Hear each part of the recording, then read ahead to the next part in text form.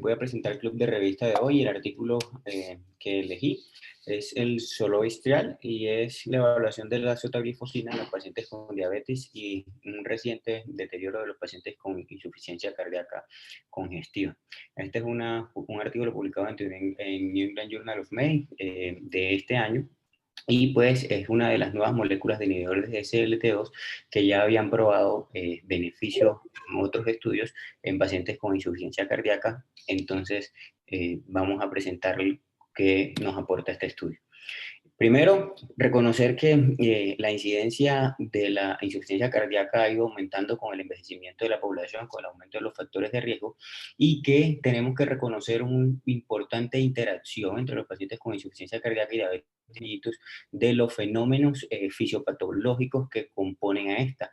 Esta interrelación se ha dado por aumento de la mortalidad, incluso en aquellos pacientes que tienen insuficiencia cardíaca y que concomitantemente tienen diabetes mellitus, y así como en los distintos mecanismos fisiopatológicos que pueden afectar a una entidad y conllevar a la otra. Entonces tiene una relación de doble sentido.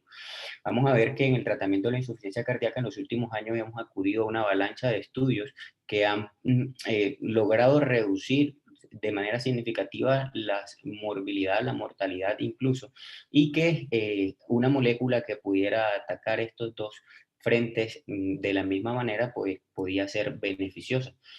Primero, recordar el impacto que tenemos nosotros de la diabetes mellitus en la actualidad, y es que cada 10 segundos 3 personas en el mundo desarrollan diabetes mellitus de nuevo. Si hablamos, por ejemplo, de América en el Sur, vemos que las estadísticas de 2013 conocen un valor importante o una incidencia importante de diabetes mellitus al año 2013, pero se espera que para el 2035 esa cifra casi que sea duplicada. Entonces se prevé que el número de pacientes con diabetes mellitus va a aumentar alrededor de 382 millones hasta 592 millones en el año 2035. Y si observamos de qué mueren los pacientes con diabetes mellitus, lo que vamos a evaluar es que, independiente de la edad, la principal causa de mortalidad en estos pacientes pues van a ser las enfermedades cardiovasculares, y dentro de estas pues destacan principalmente la cardiopatía isquémica y la insuficiencia cardíaca congestiva. Entonces, durante la historia que nosotros tenemos de las complicaciones cardiovasculares en diabetes mellitus, lo que habíamos observado era que siempre los hemos tratado como dos entidades diferentes. Si ustedes miran todos estos estudios, 1993, 1998, 2008, 2009, todos estos medicamentos o ensayos que nosotros buscábamos para impactar en diabetes mellitus afectaban las complicaciones microvasculares, pero tenían un mínimo impacto en los desenlaces macrovasculares, en los eventos cardiovasculares y en la mortalidad. Incluso en el 2008, en la publicación de la COR, se logró demostrar un aumento de la mortalidad con medicamentos antidiabéticos. Esto prendió la primera alarma, y a partir del 2008 salió pues esta indicación de la FDA que recomendaba que a partir de ese momento se debían incluir los desenlaces de eventos cardiovasculares en los estudios que se probaran en los pacientes con diabetes mellitus. Y lo que hemos conseguido con esto al 2020 es que hemos encontrado medicamentos que disminuyen las tasas de infarto miocárdico, de infarto cerebral, de muerte cardiovascular, de hospitalización de falla cardíaca y de progresión de falla cardíaca. Entonces, esta correlación es muy importante. Si aquí vemos, esta es una gráfica de los estudios más importantes que tenemos en falla cardíaca, quizás en los últimos 30, 40 años, y lo que observamos es que la prevalencia de diabetes mellitus ha ido aumentando a lo paso del tiempo, y que en la mayoría de estos estudios la concomitancia de falla cardíaca y diabetes mellitus puede alcanzar incluso hasta entre el 40 y 50% de los casos. Los inhibidores de SGLT2 son unas moléculas que lo que tratan es de inhibir el cotransportador de sodio glucosa 2, y lo que vemos es que a nivel del túbulo contorneado proximal, lo que esto logra es inhibir la acción de este cotransportador. Entonces, normalmente, a nivel, si tenemos una filtración glomerular estimada fisiológica de 180 gramos día de glucosa, Este cotransportador lo que se encarga es de la reabsorción en las partículas S1, en el segmento S1 del túbulo a nivel proximal, y esta reabsorción lo que va a lograr es que nosotros reabsorbamos de 180 gramos al día. Entonces vamos a tener que no se va a presentar glucosuria de manera fisiológica. En los pacientes que están diabéticos probablemente se produce una alteración de este mecanismo por una sobrecarga de glucosa,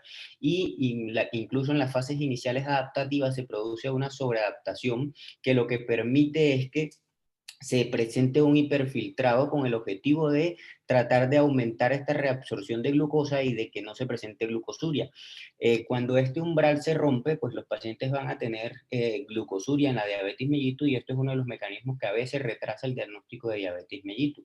Entonces vemos que aquí tenemos varios cotransportadores. Los más conocidos son el SGLT2 y el SGLT1. SGLT2 actúa en el segmento S1 del túbulo proximal, y el SGLT1 actúa de manera más distal a nivel de los segmentos S2 y S3 del túbulo, y se encarga de una reabsorción alrededor del 10 al 20%, mientras que el SGLT2 se encarga de una reabsorción alrededor del 80 al 90%. Entonces vemos que los inhibidores de SGLT2 lo que logran es una inhibición de esta reabsorción, que es el 80 al 90% de la glucosa en el túbulo proximal, y esta molécula que vamos a revisar hoy en específico, pues también logra un bloqueo de los SGLT1, por lo tanto, no van a impedir una reabsorción de glucosa, y esta reabsorción de glucosa pues se va a eliminar y vamos a tener glucosuria. Esta era pues la primera premisa que se le planteó a estos medicamentos, y lo que se ha empezado a observar a lo largo de las publicaciones es que no solamente tienen un mecanismo glucosúrico. Vemos que en la diabetes y en la falla cardíaca hay una serie de mecanismos que se solapan, y que esta conjunción de distintos mecanismos, pues pueden lograr beneficio cuando utilizamos estas moléculas. Entonces vemos que en la diabetes hay mayor retención de sodio, mayor hipervolemia, mayor activación del sistema renina-angiotensina, mayor inflamación, mayor isquemia, y hay una energética molecular alterada. Los inhibidores de SLT2 han demostrado impactar sobre todos estos mecanismos, logrando disminuir todo ese estado de hiperactivación neurohumoral. Entonces se han planteado unos distintos mecanismos fisiopatológicos para los SGLT2, que lo que logran es una protección adecuada de insuficiencia cardíaca congestiva. Pues no vamos a profundizar en todos, les voy a mostrar más o menos lo que se ha publicado de manera más reciente. Los inhibidores de SGLT2 logran impacto tanto en falla cardíaca como en los pacientes con aterosclerosis y en enfermedad renal crónica. Logran mejores controles glucémicos, reducción de peso, reducción de la tensión arterial, mejoran la natriuresis, tienen un efecto antiinflamatorio, antifibrótico, logran impacto sobre los niveles de reducción de NT-proBNP y reducción de la demanda energética. A nivel de aterosclerosis, pues también impactan en reducción de la grasa hepática. Ahí vemos que en el componente renal, pues impactan en todos estos mecanismos que hemos mencionado. Si nosotros vemos cuáles son los principales efectos que tiene, entonces vemos que con la excreción de sodio se pueden lograr efectos intravasculares o efectos intrarrenales. En últimas, vamos a lograr protección renal y protección cardiovascular. Y asimismo, pues se han planteado, como le decía, distintos mecanismos distintos al glucosúrico. Entonces ya sabemos que reduce la glucosa, que puede reducir el peso y que reduce la presión arterial, pero también se ha logrado que disminuye la albuminuria, que disminuye el ácido úrico, y que además tiene unos efectos a nivel hemodinámico. Estos efectos a nivel hemodinámico están dados principalmente por un aumento de la diuresis osmótica, de la natriuresis, una reducción de la sobrecarga de fluido, y esto es muy importante porque sobre todo se es capaz de eliminar el líquido que se encuentra en el intersticio, y una disminución de la rigidez arterial. Y a nivel miocárdico, pues se han planteado algunos mecanismos más específicos, en los cuales los mecanismos no están bien clarificados hasta la fecha, pero se le asumen algunas propuestas por algunos experimentos hechos en animales, como por ejemplo disminución del estiramiento miocárdico, disminución del estrés oxidativo, disminución del NH1 y aumento de las cetonas, con lo que optimiza la eficiencia de la contracción cardíaca.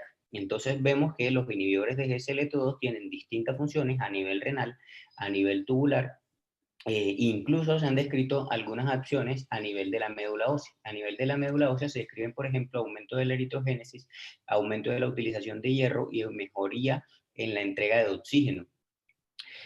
Sí, como les decía, son unos medicamentos que inicialmente se consideraron que eran glucosúricos. Probablemente este nombre se le va a cambiar en el corto plazo, y es que lo que se ha revisado en la literatura, por ejemplo en esta publicación, es que no solamente aumenta la excreción de la glucosa, sino que también puede incrementar la osmolaridad plasmática, y esto lo logra sin afectar la excreción de sodio y sin afectar la osmolaridad urinaria.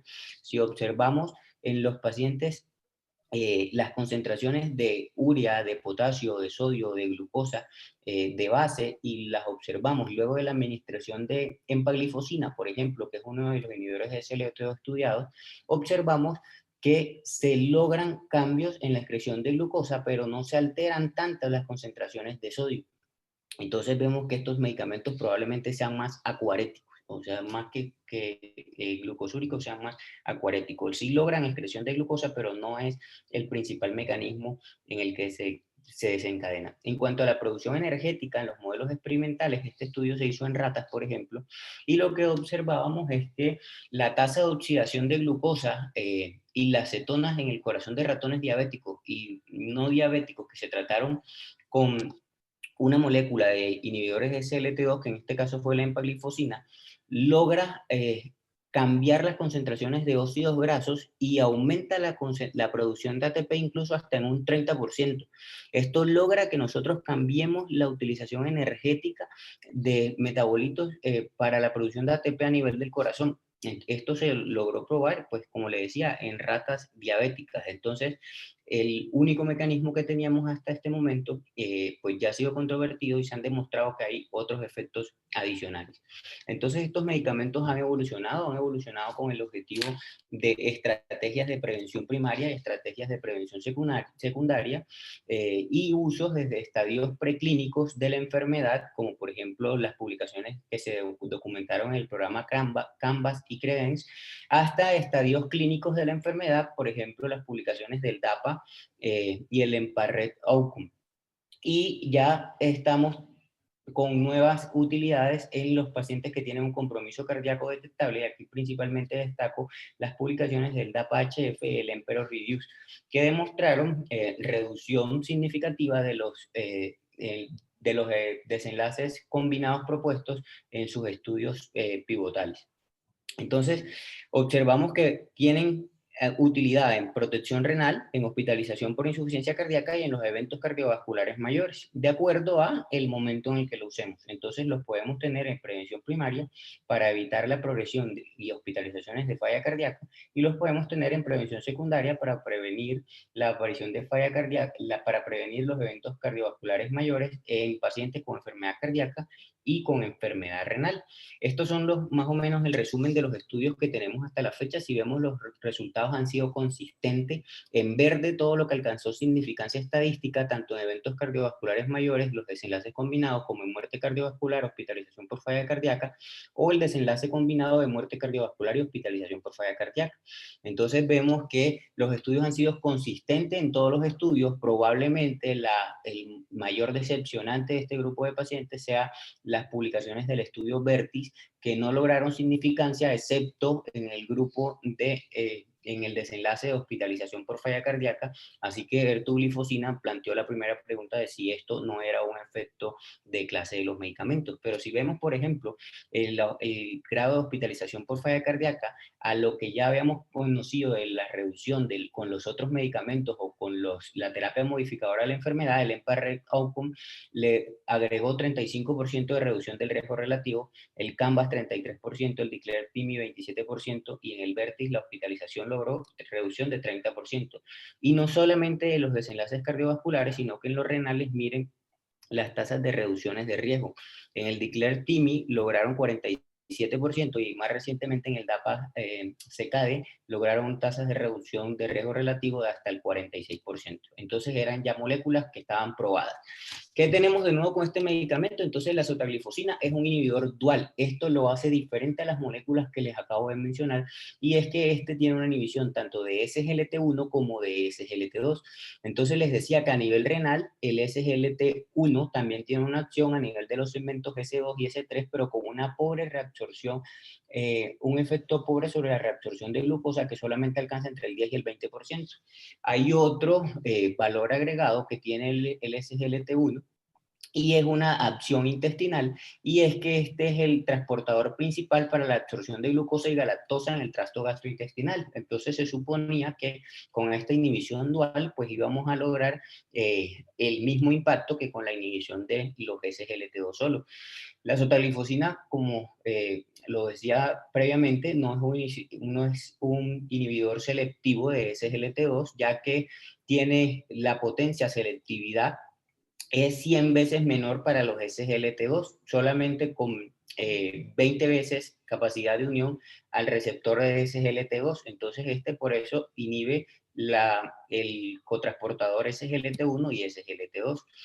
Problemas con la acetoglifosina, tuvo un debut controvertido. Esta fue una publicación que se le hizo en Independent 3 Trial, que fue para evaluar la sotaglifosina agregada a los pacientes con insulina en pacientes con diabetes mellitus tipo 1, y lo que en esta publicación, aunque logró reducir los niveles de hemoglobina glicosilada, se presentaron unas tasas de cetoacidosis diabéticas que fueron mucho mayores en el grupo de sotaglifosina. Entonces, este medicamento probablemente por esto se habían detenido algunos de los estudios que estuvieron en curso con esta molécula. Ahora, para empezar con la publicación, entonces, como les decía, sotaglifosina en pacientes con diabetes y un reciente deterioro o empeoramiento de los pacientes con falla cardíaca. La propuesta de esta investigación era abordar el periodo vulnerable de un paciente que ingresaba por un empeoramiento de falla cardíaca. Entonces, el paciente debutaba con falla cardíaca, se lograba una estabilidad clínica, el paciente contaba con el manejo neuromodulador, y antes del alta o de manera temprana, en los primeros 3 días, si el paciente estaba estable, se consideraba inicio de la sotaglifosina. El objetivo era evaluar la sotaglifosina comparada con el placebo en pacientes que tenían historia de diabetes y una hospitalización por insuficiencia cardíaca. Y esto era independiente de la fracción de eyección. El criterio de valoración principal fue la primera aparición de muerte por causas cardiovasculares u hospitalización por insuficiencia cardíaca. Los desenlaces finales secundarios eran el número total de hospitalizaciones, las visitas a urgencias por insuficiencia cardíaca, la muerte de causas cardiovasculares, la muerte de cualquier causa, y el infarto no fatal y el ACV no fatal. Otros desenlaces fueron los eventos adversos de especial interés, y otros fueron la evaluación en las escalas de calidad de vida, donde utilizaron principalmente la escala de Kansas City hasta el cuarto mes, y el cambio en la tasa de filtración glomerular estimada de manera inicial. El primer contratiempo que se presentó en este estudio es que Sanofi fue el patrocinador original, y el patrocinio se transfiere a partir del 30 de enero de 2020 a Lexicon Farmacéuticos. Y al pasar este financiamiento el 30 de enero, el 20 de marzo se anuncia que se tiene que detener el estudio por financiamiento, o sea que no se podían seguir reclutando pacientes. Tener en cuenta que los patrocinadores, inicialmente Sanofi y luego Lexicon, eran responsables de la gestión y el seguimiento de los sitios de la prueba, de la presentación de los informes reglamentarios y de toda la recopilación y gestión de estos datos. Entonces, por la pérdida de fondos durante el inicio de la pandemia, eh, y las propuestas que hicieron las principales farmacéuticas y algunos de los cardiólogos más reconocidos que se encontraban en el área de investigación, era evaluar que el liderazgo académico hiciera todo lo posible por garantizar la seguridad de los pacientes y honrar la contribución científica en los pacientes. Con este objetivo y con esta premisa, esto está citado en el estudio, lo que buscaron fue continuar el estudio, a pesar de que se había detenido la financiación. Entonces, ellos lo que hacen es que sin conocer los resultados que llevaban hasta la fecha, deciden cambiar el criterio de valoración principal. Este criterio de valoración principal fue modificado y a las muertes de causa cardiovascular y a las hospitalizaciones deciden agregarle las visitas a urgencias por insuficiencia cardíaca, el primer evento y los eventos posteriores, con el objetivo de aumentar el número de desenlaces que presentara el estudio. Entonces, en el diseño vemos que la muestra estimada de manera original era 4.000 pacientes y de estos pensaban inscribir alrededor de 1.100 pacientes que tuvieran una FEBI mayor al 50%. Finalmente, esperaban 947 eventos para el grupo que tenía FEBI reducida y 1.340 eventos de desenlaces total, debido a que el cierre se inscribió de manera temprana. Solamente alcanzaron a reclutar 1.222 pacientes y de estos 256 pacientes lograron tener el objetivo de una fracción de eyección mayor del 50%. En cuanto a los criterios de inclusión, los pacientes tenían que tener entre 18 y 85 años de edad, que ingresaran o tuvieran la hospitalización con signos y síntomas de insuficiencia cardíaca y que aquí predominara el perfil congestivo. Tenían que recibir tratamiento con diurético intravenoso, ya tenían que estar estabilizados, que significaba que no tuvieran oxígeno, que no requirieran soporte inotrópico o vasopresor y que estuvieran al menos en transición a diuréticos orales.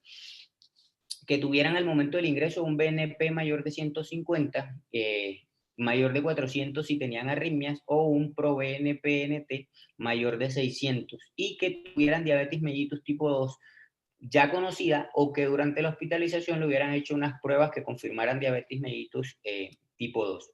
Para excluir a los pacientes utilizaban que ya estuviera catalogado como una insuficiencia cardíaca estadio D, que tuviera un síndrome coronario agudo, un accidente cerebrovascular o una intervención programada realizada en los últimos 3 meses, que la tasa de filtración glomerular estimada estuviera menos de 30, que el evento de empeoramiento de la falla cardíaca no fuera congestivo, que tuviera otra hospitalización, que la hospitalización hubiese durado más de 2 semanas, que estuviera embarazada o que la esperanza de vida estuviera reducida.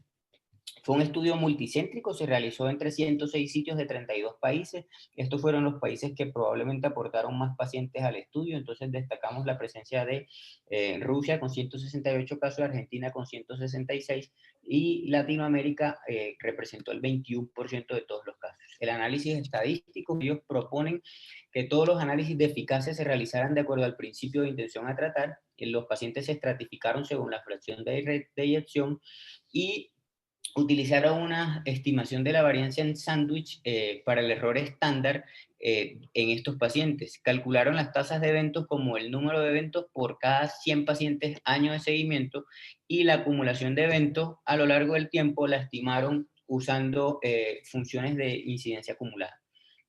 Este fue el diagrama de la aleatorización de los pacientes. La aleatorización inició el 15 de junio del 2018 y, como les decía, terminó de manera temprana el 20 de marzo de 2020 por el cambio en la financiación. Los pacientes se aleatorizaban y se les asignaba osotaglifosina 200 miligramos al día, que al final fueron 608 pacientes, o placebo, que al final fueron 614 pacientes. Cuando el estudio se finalizó, pues hicieron visita cada 4 meses, hasta que se logró el final del seguimiento. Este fue más o menos el cribado de todo el estudio y lo que tenemos que descartar es que la duración media de seguimiento fue muy buena y solamente 3.5% de todos los pacientes no completaron la visita final y que la pérdida de estos pacientes o la interrupción temprana tuvieron porcentajes muy bajitos como el 3.3% de los casos. En cuanto a los resultados, lo que observamos es que en la tabla 1, la sotaglifosina con el placebo compartían prácticamente iguales características, eran grupos que podemos determinar como comparables. La edad estuvo alrededor de los 69 años. En cuanto a la región geográfica, Como les decía, 28% en América, 21% fueron latinoamericanos, así que ahí nos podemos sentir incluidos. En cuanto a la fracción de eyección promedio, estuvo alrededor del 35%, la tasa de filtración glomerular estuvo alrededor del 50%, y tenían una buena medicación de la terapia moduladora de la enfermedad, que era similar a sus estudios predecesores. Y aquí mostramos una comparación del DAPA, el Emperor y el Soloist, los tres estudios en falla cardíaca de moléculas, los dos previos de inhibidores de SLT2, y lo que observen que estos pacientes tenían más del 90% de los casos beta bloqueadores, más del 50% de los casos antagonistas mineralocorticoides, y tenían ARNI todavía bajas proporciones, alrededor de 17% en el Soloist, pero que ya era más alta, por ejemplo, que la publicación del DAPA. En cuanto al desenlace primario, la eficacia primaria de muerte cardiovascular, hospitalización por falla cardíaca y visitas a urgencia tuvo un impacto significativo con una reducción del riesgo relativo del 33%, con un HR de 0.67 y un intervalo de confianza de 0.52 a 0.85, con alta significancia estadística. Esto lograba una reducción absoluta de riesgo de 25 eventos por cada 100 pacientes años y un NNT para evitar un evento de 4. O sea que estos números realmente lograban el objetivo primario. Aquí recordar que era un desenlace combinado. Ellos también evaluaron como desenlace exploratorio esta eficacia primaria a los primeros 28 días, y lo que observamos es que las curvas se separan a partir del séptimo día, así que el efecto muy temprano era significativo con un HR de 0.61 alcanzando significancia estadística. En cuanto a la muerte cardiovascular y las hospitalizaciones por falla cardíaca, pues también logra un HR 0.68 con significancia estadística, mostrando ventaja sobre la sotaglifosina. Y si observamos ya los desenlaces de manera individual, lo que nosotros vamos a evaluar, por ejemplo, aquí les señalo la muerte cardiovascular como desenlace solito, tuvo un HR de 0.84, pero no alcanzó la significancia estadística. Entonces, alcanzó la significancia estadística en los desenlaces combinados. El cambio en la tasa de filtración glomerular no mostró impactos, y sí presentó impacto el cambio en la puntuación de la escala de vida, siendo más favorable al grupo que se le administraba sotaglifosina. Si analizamos los subgrupos, y aquí les recuerdo que ellos buscaban dos desenlaces específicamente, y eran estos pacientes que se les iniciaba de manera temprana antes del egreso o de manera temprana, y los resultados fueron consistentes en los dos grupos. Tenían beneficios si se le iniciaba la sotaglifosina antes de irse a la casa o en los primeros 3 días posterior al egreso. Y en cuanto a la fracción de eyección, esto es uno de los puntos que más se destaca de este estudio, y es que fue consistente con los resultados independientemente de la fracción de eyección. Para resaltar, miren que el intervalo de confianza aquí está muy amplio, y probablemente es por el volumen de pacientes que quizás no era todavía significativo, pero ya arroja algunas luces hacia futuro. En cuanto a los eventos adversos de especial interés, pues se evaluaron con diferencias significativas. Solamente vamos a observar que eh, habían mayores eventos de hipoglicemia severa en los pacientes que se administraban sotaglifosina. Curiosamente, se presentaron más eventos de trombosis que alcanzaron algo de significancia, que se arrojaron en el grupo de placebo, y más eventos de diarrea en la población que se administraba sotaglifosina, y aquí hace un especial énfasis en aquellos que alcanzaban la dosis titulada de 400 miligramos al día.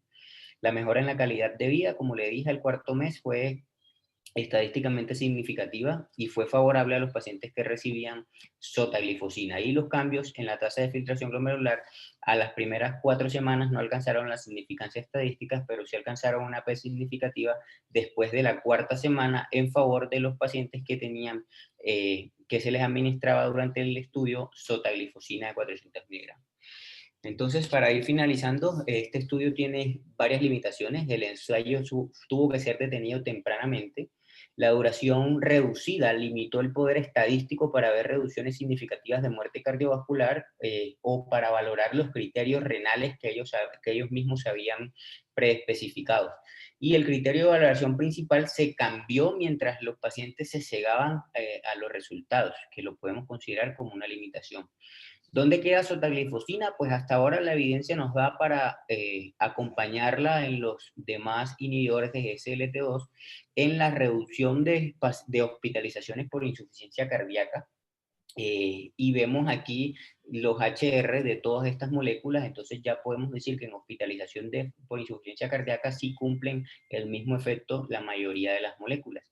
El estudio concluye que los pacientes con insuficiencia cardíaca aguda descompensada, la sotaglifosina reduce significativamente la combinación de muertes cardiovasculares totales, hospitalizaciones por falla cardíaca y visitas a urgencias en un 33%, que tiene un beneficio significativo temprano a un mes y un número necesario de tratar solo de 4 pacientes año, que hay que tener una cuidadosa selección de los pacientes y un estrecho seguimiento del inicio temprano, pero que a pesar de que es bien tolerado, que es similar al placebo y que es seguro.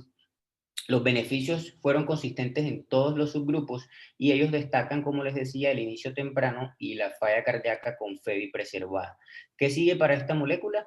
Pues conocer los estudios en insuficiencia cardíaca con fracción de eyección preservada, en insuficiencia cardíaca aguda, y ya hay algunos estudios en cursos para inhibidores de SGLT2 en infarto y falla cardíaca. Como mensaje final, el ensayo Solois tenía la intención de evaluar si los beneficios de los inhibidores de SGLT2 y esta molécula en específico, SGLT1, se pueden extender a los pacientes con FEI mayor de 50. Sin embargo, la finalización temprana del ensayo y el pequeño tamaño de muestra de ese subgrupo dificultan llegar a esa conclusión. No está claro en este estudio cuáles de los beneficios clínicos, si se presentó algún beneficio por este mecanismo de acción, se obtuvo a través de la inhibición de SGLT1. Entonces se van a necesitar más ensayos comparativos y probablemente hacer un cabeza a cabeza con un inhibidor de SGLT2 para evaluar si existe algún valor adicional en agregar el bloqueo de SGLT1 más allá de la inhibición de SGLT2. Para finalizar, hoy les deseo feliz Día de las Velitas.